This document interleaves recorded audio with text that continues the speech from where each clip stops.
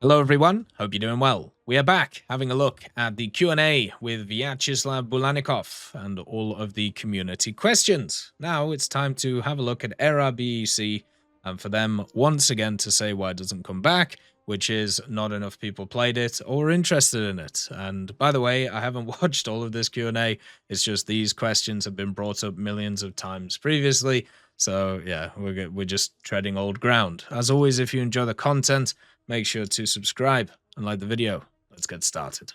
RB Enduring Confrontation tests were beloved by the community. Can we... Don't lie! Don't lie! Stop saying stuff like that, because that is not true. It is a very small percentage of people who are actually interested in it. And it is one of those minority opinions that will not go away. Expect to see RBEC in the future? Before we go into this, because I know exactly what BVD is going to say, because he has literally said the same thing every time, just like all the Gaijin guys have said it. There was not enough people who were interested in it. They did full tests on it, which they did. They did weekly events. They did it for like 2 months straight. Every weekend, you had an RBEC, different areas, different playtimes.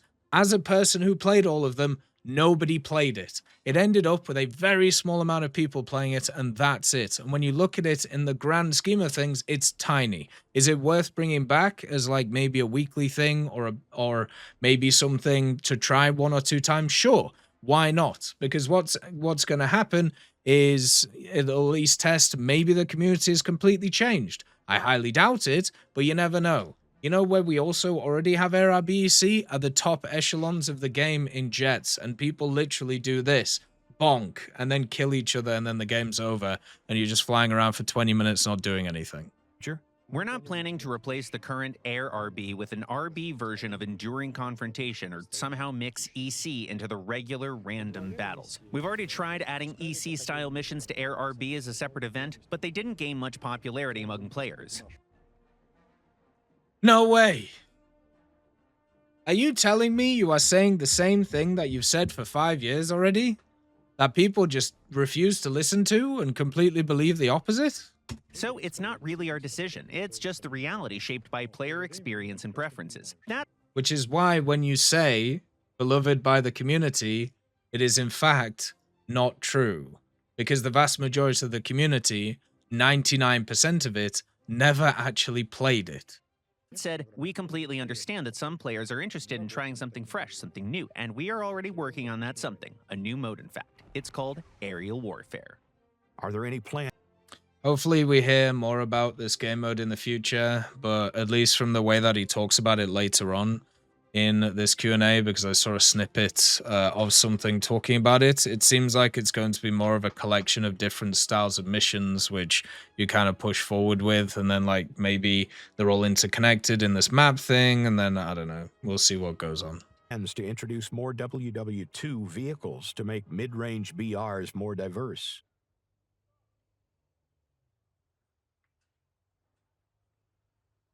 Have I missed the last few years? Am I in a state of just time freezing and not moving? I'm pretty sure even nowadays there's still more World War II vehicles in War Thunder than there are non-World War II vehicles. The problem is there are very obvious meta vehicles that everybody just plays, and they are parts of American, Germany, and Russia. The issue you have is people do not play other nations. Not that there isn't more diversity in the World War II BRs. There is a ton of diversity in those BRs. You just don't see the vehicles because they aren't represented in 3 nations that everybody plays. What you need to do is you need to get people to play other nations, and then you will see more diversity. It's all out there. I've spaded all of them. I think I've nearly spaded all of the World War II stuff in War Thunder. There's a metric ton of them. But the idea that there isn't a lot of diversity at the mid-tiers, you see more diversity at the mid-tiers than you do at the high tiers. Because you don't have all the crazy premiums that people are running around with. You also have all the event vehicles, you have everything. I checked. Each year, we add about 30 to 40 vehicles from the first half of the 20th century. Given how many mid-rank vehicles are already in the game and how well those parts of the tech tree are filled out, adding even more vehicles of that era doesn't make much sense. That's why we more often than not use those kinds of vehicles in special events and activities. Still, there are quite a few interesting vehicles from that era that can and will be added over time. Is this a new cockpit? It's French. Maybe it's a new cockpit. I can't tell. Probably isn't. But that's at least interesting to see. That would be kind of cool. And yeah, like maybe this is one of those things where we need to create a stat sheet in terms of War Thunder and just kind of show how many actual World War II vehicles there are. The other part that also needs to be said is what we need to do is we need to have a look at people who are asking these questions and work out what nations they're playing. And this is, I mean this sincerely. What we have a real big problem in War Thunder, and it is Gaijin's making, right? The grind overall for the whole game is insurmountable. It's too big. I get why they've made it that way, because they want people to continuously play. They want people to always have something to go after. But there has been a pivot over the last few years where instead of people playing the whole game, they are getting hyper-focused into one tech tree because they just see it as, okay, I just can't play the rest of the game because I do not have enough time. So you're getting a hyper-fixation on very specific nations from the vast majority of the player base. So therefore, when their nation does not get something for an update, or if something does not come through over like an event cycle, or if they do not see anything interesting for their nation, they lose complete interest. There needs to be a concerted effort to push people in playing and diversifying what they are playing. And they've done a little bit of it with the skill thing, where if you get to the end of a tech tree, then you get kind of like skill bonuses in terms of being able to research other trees. But that's all they've done. They haven't done anything else. They haven't added nation-specific boosters. They haven't done nation-specific events, apart from certain little battle pass challenges where you have to play multiple different nations. There are many different things that they need to do to try and incentivize people to play different stuff. And it might not work, right? Just like how they're adding in a bunch of different stuff in the game to try and solve one death leaving, which it won't fully solve it, but it at least gives the incentive for the player to not do it. And for me, I think the same thing needs to be done with this nation stuff. They need to reduce the grind for all of these different things, and they need to do a lot of other stuff. But right now, that's not what we see. Also, does anybody know what this aircraft is? Look at this down here. This is the kind of look, what it looks like. It looks like a Fokker or something like that. But it's in French, so I don't know. How interesting. I'm guessing we already have it in the game, but I'm just not sure. It's insane to see how much of the map is blocked off in the new North Holland map. Maps aren't actually getting smaller. They're designed to be the size the level designer intended them to be. Blocked off? I mean, the bottom left-hand side is blocked off because it's just a hill where you can see over the whole map. So they're blocked off that left-hand side. Is there anything else blocked off? Maybe like the top right corner? But is there a lot blocked off in Holland? I feel like we have maps which are way more blocked off.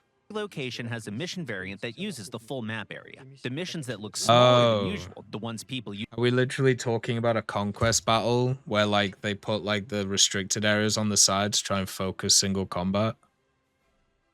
No way. Usually mean are actually special modes with just one or a few capture points. No way. The idea behind those specific missions is to offer fast, action-packed gameplay where you can play very aggressively. Both sides clash quickly, fights happen right away, everybody gets frags, and players know where to find the enemy.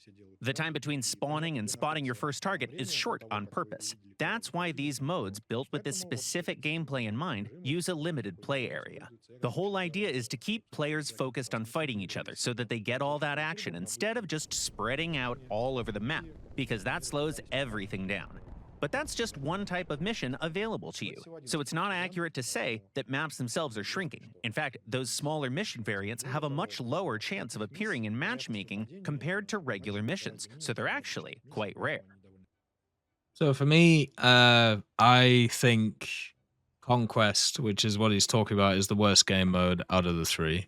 I think Domination and Battle are fun because kind of what he said there, you know, you have different routes that you can take, it isn't just a straight slugfight. I also understand why there is the slugfight. Because if you have a look at maps like Advance to the Rhine, for example, there's a lot of community guys who generally like just slugfighting, right? They're just like hammer, bang, bang, bang, bang, bang, and that's okay. And at the end of the day, War Thunder is huge. It's a massive game, and there are many different people who play it, millions of people who play it. And in order to satisfy every kind of set, it's going to be very hard to do. So there are going to be some things that you prefer, and then there's going to be some things that you dislike. For me, it's Conquest. So I understand why it exists, and I get, you know, where he's coming from. I just don't like it. I don't. And if the question is about like why are there blocked off areas when it comes to Conquest battles, it's so you don't just flank around the map and spawn camp. Because we used to have Conquest battles back in the day where what would happen is people would not play the point and they would just go around the whole map and spawn camp. And guess what? It isn't very fun when people do that because you have two sides which don't really compete against each other, and it's just abusing game mechanics. So it's just a way that they're trying to push people into playing a certain way instead of having to kind of, you know, change up too much about the game and how it actually works. So it's just trying to give people different experiences and different pushes. The main issue I have with Conquest is the fact that it's very obvious where a lot of players are going to be because you are in a very limited area. So it makes stuff like CAS, for example, very, very, very positive. If you actually have a look online, a lot of the kind of highlights that you see from CAS, so like stuff like the Lancaster, the PE8, or many others that you see, which are like really good rocket runs, especially with like helicopters, they're all on Conquest maps. Because, once again, it's very linear gameplay, and people have to be in specific places because they can't be anywhere else. So, yeah, it's not as good. Hey, Apocalypse, nice to see you. Hopefully you're doing good. Hopefully work goes well. Why are copy and paste vehicles added in place of more interesting, unique options?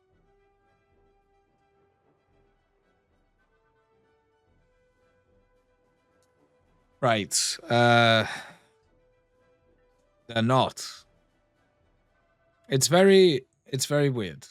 These questions. This is another question that's been around for years. It takes a lot more development time to make unique vehicles than it does copy paste stuff. But that doesn't mean that if you add a copy and paste vehicle, the unique options are not being worked on at the same time. So the simple fact is they add copy and paste vehicles to certain areas of the game to fill out lineups and also to make the grind through nations make a bit more sense. As a person who played the Japanese tech tree when it came out, the Italian tech tree when it came out, the French tech tree when it came out, the Israeli tech tree when it came out, and all of these other ones, the Swedish tech tree, one of the biggest issues with a lot of these tech trees was the fact that you had one vehicle lineups. So you either do well in that vehicle or you lose. M51 for Israel. Then you have stuff like the Cheese Wedge, for example, for Sweden. The IKVs also were one of these. For France, it was stuff like the AMX-13s, for example, or stuff like the Lorraine, which was added in. So these vehicles, the point of the copy-paste stuff is to fill out lineups and also to represent more nations. But even, like, think about how much effort it takes to put in to add a copy-paste vehicle in the game. It's a lot less than a unique vehicle. So it's much easier for them to add the copy and paste stuff now, and then later on the unique stuff comes. If you want a fantastic example of this, you can have a look at the Benelux aviation tree. So they added in the Mirage 5BA. It's not a copy-paste, but it's pretty close.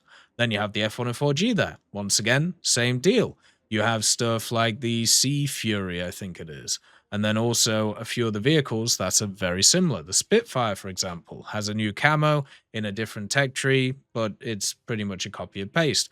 Then you have stuff like the Fokkers. So you got one of the Fokkers, and then it got updated with its cockpit later on. Now you have another Fokker that's been added, and now you start getting the unique stuff. The same thing's happening with French ground, where they added all the Leopard 2s to bolster the top of France. Because guess what? A bunch of French players were like, God damn, we don't have any vehicles in this area. We only have Leclercs. We don't have anything else. We've only got an Ito. Like what happens when I get bored of spading my 5th Leclerc, right? The idea is to bolster lineups, to bolster tech trees, and unfortunately in the modern day, a lot of nations use exactly the same things. So they're not replacing the unique options. They are adding to the unique options. So you get both. It isn't a pick or choose. It is just when things are created. And the other part of it too that has to be said is the issue is not the copy-paste nature of War Thunder. Because, as I said, there are just nations in the game that can't exist without the copy-paste stuff. Sweden, for example. Imagine Sweden without any Centurions. Or without any Leopard 2s. Like, it's not exactly a tech tree, is it? And then, but the issue is that all of these vehicles are the same in terms of gameplay, even if the enemy is different, but they cost the same amount to research through, even if you played the same thing again. So if I've spaded the Leopard 2A4 in Germany, then I go to Sweden and I spade the 2 Leopard 2A4s in the tech tree, it's pretty much the same experience. Then I go to Italy and play the Leopard 2A4 there, and then I go to whatever the French tech tree and play the 2A4 there. They are all the same experience pretty much. And that is the issue. So it isn't a copy-paste problem. It's a research issue once again. That's a bit of a misconception. We don't add such vehicles instead of unique ones. We add them alongside unique vehicles. There have been many cases where a vehicle appeared on the dev server in... So the reason why I know what he's going to say before he says it, even though I haven't really watched this like before, is because they say that this question has been asked like 50 times. one nation's tech tree, even though a case could be made for its inclusion in other tech trees as they also use the vehicle in real life. Players themselves would then insist that we should add the vehicle to other nations as well. After several rounds of that, we just decided that whenever possible, we'll include those shared vehicles in multiple tech trees right away. That doesn't mean, of course, that we don't have plans to add unique vehicles to the game. Far from it. Those are still being added and more planned. For instance, we've got unique self-propelled artillery vehicles and other vehicles in the works, so we're doing both, shared designs and original ones. That is also another thing I didn't bring up, which is a good point. Because you have the problem where now people min-max a nation and don't play across the place, what ends up happening is now, if you are, let's say, a Japanese main, and you want to play, if you see a vehicle that Japan used, or maybe like Thailand used or something, and you don't get it because it's a copy-paste vehicle, but you don't care what that other tech tree got because you only play this tech tree. So why are you hurting that person because the other person over there doesn't want you to have their vehicle, right? And that is also a very good point that is worth bringing up. It's not a copy-paste issue in War Thunder. It's a copy-paste issue in by actual nations.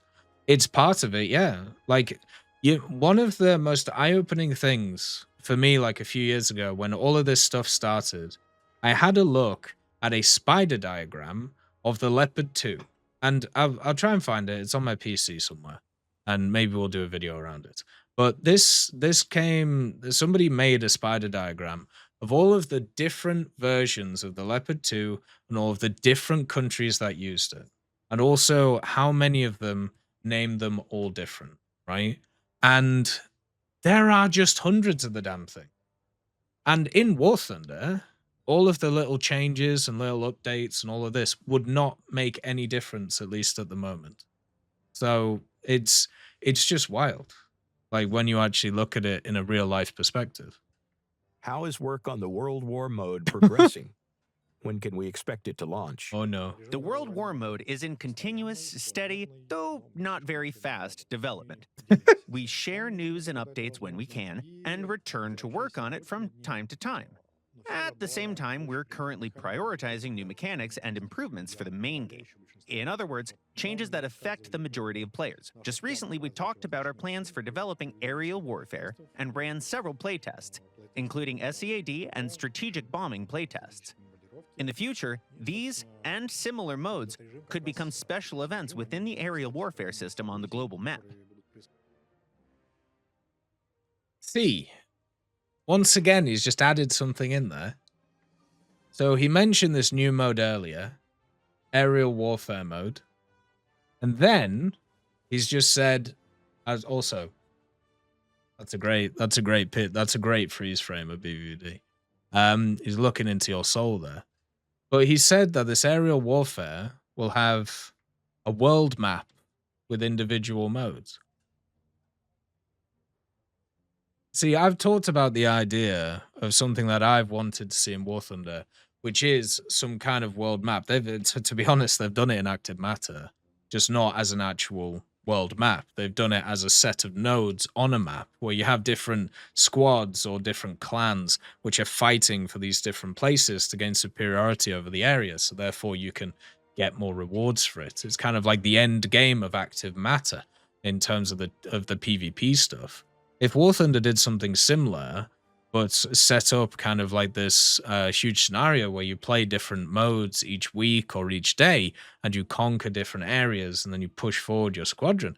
To be honest, that could be really cool for the end game of War Thunder. It would also be nice if there was like achievements tied to it in terms of like getting X amount of kills or stuff like that. So it isn't just about winning. It can also just be about like competing and doing challenges to be able to get vehicles. But that to me sounds really cool, and hopefully that's what the evolution of World War Mode is. The way that World War Mode is in War Thunder and the way that it was, in my opinion, in Season 3 was destroyed, right? Season 3 had so many problems with it. They tried to introduce too many things, there was too many bugs, and also people figured out how to completely game the system, right? In terms of how it worked. It was just awful to play. Like, it was really, really poor. They also went way too hard when it came to punishing people who didn't have the specific vehicles researched, and it was just not a good time for anybody who was involved. So for me, I think pivoting to make it an addition to the standard game modes where you complete challenges or complete achievements in order to gain kind of hexagons in an area, kind of like how you would have other games, I think that would be a really cool way to do. But in the way that World War Mode was, World War Mode is one of those modes, again, it's just like RB. There's a minority, a very small minority of people who do not be quiet about it, and they just keep bringing it up over and over and over and over and over again. A lot of them have never actually played it, so they've heard about it and how it was like, and maybe they saw some videos on it, but they never actually played the damn thing. And that is the difference between it. And it's one of those things where it just constantly is seen as this innovation point for War Thunder, but it really wasn't, unfortunately. We're planning to test more modes in the same way, as limited time event missions, so we can collect your feedback, make adjustments, and fix bugs. Once that process is complete, we'll start integrating those missions into a separate, full-fledged mode with operations and a global map. So this is why they're doing those tests, by the way. So get involved. This is why over the last period of time, they've been testing new ideas. The seed stuff, the gun games, even like the PvE stuff previously, they are setting up to fix your... If you have that thing where you want more game modes, or, you know, you're bored with how War Thunder is, in the background, this is your tell. There's big stuff coming, and the tests are there. So get involved in the tests, give them the data, so they can create something that you want to see. That's when World War, as its own game mode, will officially make its real debut. There was a test of the PvE mode recently. Are you continuing to work on it? From time to Like, right, okay. When does somebody remember when that test was? I think it was like 2 years ago, wasn't it? I'm not sure about recent. time, we create unique or themed in-game events to give players something fresh and Goddamn. unusual, a little break It's from like the regular missions and 2022 or modes. something. This type of experimental content is probably best represented by our massive April Fool's events, which over the years have really become one of War Thunder's trademarks. Still, every now Agreed. and then, we just like to have a bit of fun and experiment with smaller events to present something new to players. Such events can be one-time experience, or they might return in the future. Whenever we have news about these or other comebacks, we always share it. One example is the World War mode that we already mentioned, in which players also had to attack fortified positions and AI-controlled convoys, while defending against similar attacks themselves. Yeah, unfortunately, people figured it out, as I said, and it just became a monotony of just doing the same thing over and over and over again. But yeah, it's cool to see that once again they are trying to innovate, they are trying to do new stuff. I think that's kind of where War Thunder eventually goes. I think you go into the world map stuff. I think you start competing on a world map level. It just really depends on how they add it in, and I hope it goes well. I do, because it really would make the game a long thing, you know? It would give people a purpose and impetus to be able to play for a long period of time and actually have more kind of skin in the game in terms of War Thunder. They've been trying to make the esports stuff more of kind of like the longevity point in War Thunder, but it's never going to be, because there's just not enough people who are interested in it, and the vast majority of people who are interested in it just want the free stuff. And you can't base the longevity of a game in people wanting free things from watching content they don't care about. So actually putting stuff into the game, which they are interested in, is, I think, the way that you do this. Are there any plans for strategic bombers? We don't have any plans to introduce those aircraft as top-tier vehicles in our current meta. In other words, we don't This is a custom model, by the way. see them as the pinnacle of aviation development in War Thunder. But as museum pieces, collector's aircraft, or event vehicles, yes, strategic bombers might appear in the game sometime down the line. That's because there's definitely demand for them, and we understand that in certain special modes or simply as rare collectibles, they could be interesting for players. So we're not ruling them out completely. So basically, with the way that the strategic bombers work, we've talked about it many times. They don't really fit, right? They don't fit in the way that any of it is, and at least in the game mode right now. And that's what BVD said. But what's interesting is when you add in the World War mode stuff, maybe they start fitting a bit better. But we're not at that point when it comes to War Thunder. I've always seen these types of vehicles the same as like the First World War stuff or other areas where they will get added eventually, because everything will get added to War Thunder. It is just, how do they add it? And I think events is the way to do it, which is why the F-117 is a squadron vehicle, so you don't have to grind through it to get through the tech tree. It's why more recently, if you have a look at something like the Flapjack, for example, which is another one which does not fit into the game, it also is another that turns up and can be added in a event. So, of course, these things will be added. They will never fit in the game, and they won't be very good. I want people to understand that. And when they come into the game and they just get annihilated over and over and over again in RB, maybe they'll have a place in Simulator, but they'll, just like stuff like the MiG-25 is going to have a real tough time of balancing that thing. You do have to understand that's just how this works. And there hasn't been a game where they fit them. So they're going to add them in, but don't expect wonders from them. So, yeah, that's pretty much how it is. That was a good set of questions, though. A lot better than the first set of questions. This is the second part done, but don't worry, we'll be looking at everything else in a bit. Look after yourselves. Peace be with you. I'll see you next time. I'd just like to thank GMG Smiley, CD Beans, Chieftain Mike, EMN3 Galaxy, Tulio Pontecorvo, Brendan Quinn, Carrion Crow, Gus Irenicus, Pyman, Wartinder, Teddy, Daniel Stanton, Martinez, B. Young, Ozzy Panzer, Alan Hacker, Liam Shear, Opium Prime, Lafouche, Sem, Aslan, Uncle Bean, and Derek R. for supporting the channel.